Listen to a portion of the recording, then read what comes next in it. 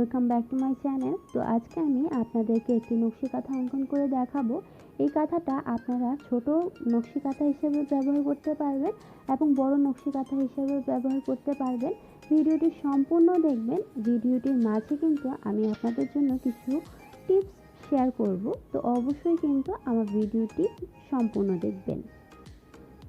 প্রথমেই আমি কাঁথার মাঝখানে একটি বক্স এঁকে নিচ্ছি। তার পাশ থেকে 1/2 ইঞ্চি বরাবর আরেকটি দাগ কেটে নিচ্ছি এবং মাঝখান থেকে একটি ফুল অঙ্কন করে নিচ্ছি।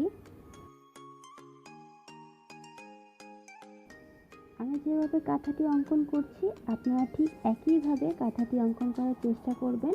সর্বপ্রথম মাঝখান থেকে ডিজাইনটি করা শুরু করবেন, তাহলে কিন্তু ডিজাইনটি সুন্দর আসবে।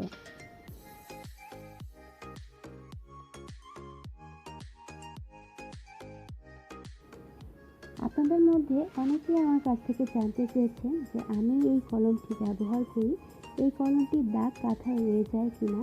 এটি একদমই না। আপনারা যখন কাঁথাটি সেলাই করবেন তারপরে একবার ধুয়ে নেবেন। ধুয়ে নেওয়ার ফলে এই কালি কিন্তু একদমই উঠে যাবে। আর আমি যে কলমটি ব্যবহার করছি এটি বাজারে যে 5 টাকা দামের সাইন পেনগুলো পাওয়া যায় সেটি ব্যবহার করছি। আপনারা যদি অন্য কোনো ধরনের কলম ব্যবহার করেন তবে সেই ক্ষেত্রে আমি বলতে পারবো না যে কালারটি রয়ে যাবে কিনা, কিন্তু আপনারা যদি এই কলমটি ব্যবহার করেন তাহলে কিন্তু আমি বলতে পারবো যে এই কালারটি অবশ্যই উঠে যাবে। ড্রয়িং করার সময় অবশ্যই কিন্তু খেয়াল রাখতে হবে যে ডিজাইনটা আলতো আলতোভাবে যেন আঁকা হয়। চেপে চেপে ডিজাইনটি আঁকলে কিন্তু ডিজাইনটি সুন্দরভাবে আসবে না, বরং ডিজাইনটি নষ্ট হয়ে যাবে। আমার মাঝের ডিজাইনটি আঁকা হয়ে গিয়েছে, এবার আমি পাশের ডিজাইনটি করব। আমি স্কেলের সাহায্যে দুবার স্কেলের যে মাপটি হয় সেই মাপটি নিয়ে আরেকটি বর্ডার এঁকে নিচ্ছি।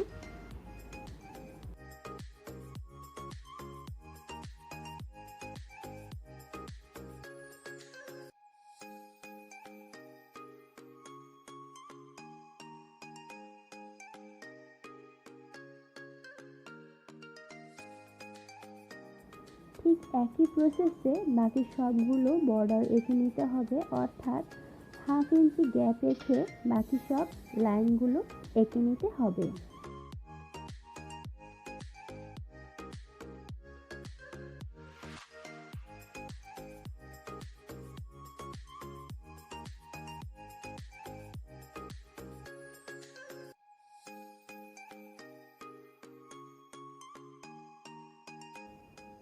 এবার আমি বক্সের 4 কোণায় 4টি ফুল এঁকে নিচ্ছি।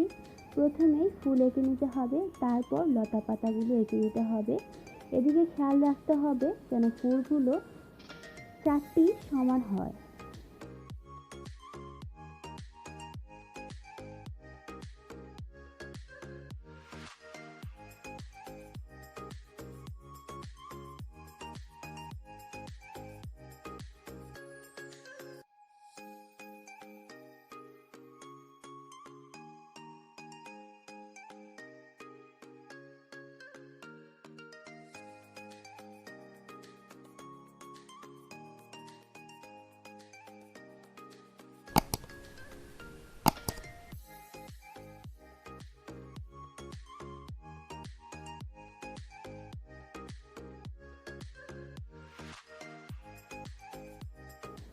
সবগুলো ফুল এঁকে নেওয়া হয়ে গেলে তার পাশ থেকে কিছু লতা পাতা দিয়ে দিতে হবে।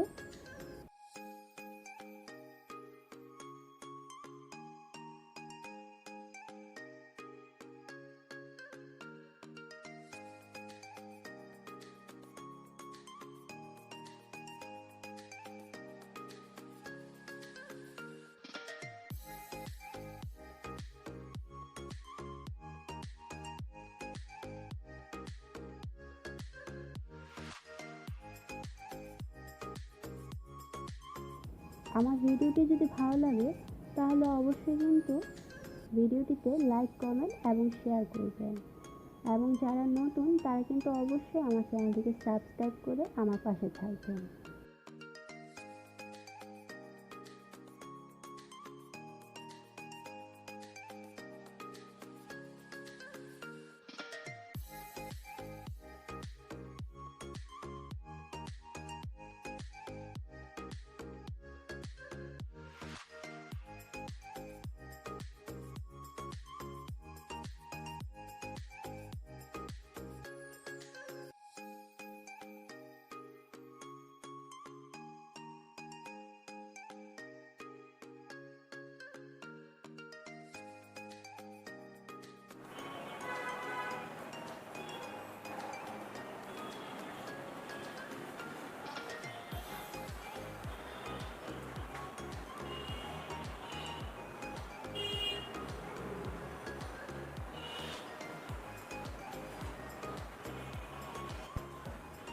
একইভাবে কাঁথার সবগুলো ডিজাইন এঁকে নিতে হবে।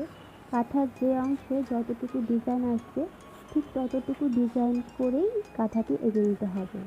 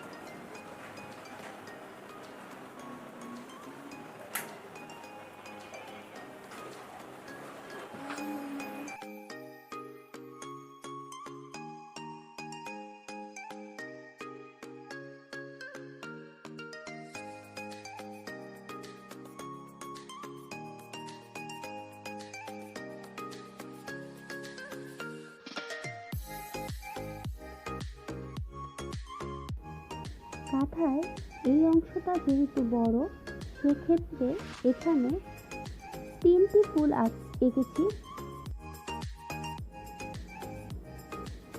আপনাদের বক্সগুলো যদি আরও বড় হয় তাহলে সমান দূরত্ব বজায় রেখে আরও 2-3টে ফুল দিয়ে দিবেন।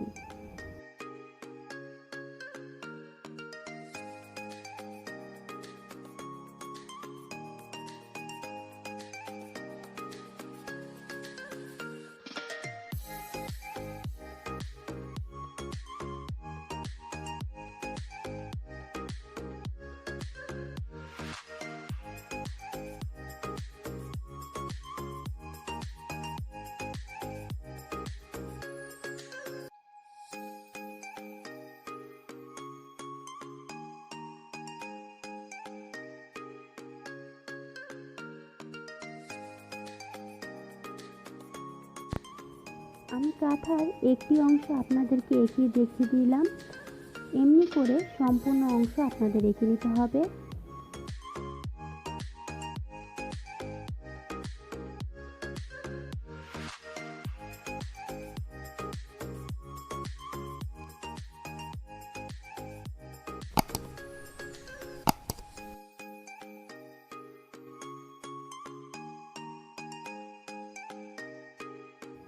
এবার আমি কাঁথার একটি অংশ আপনাদেরকে এঁকে দেখাচ্ছি।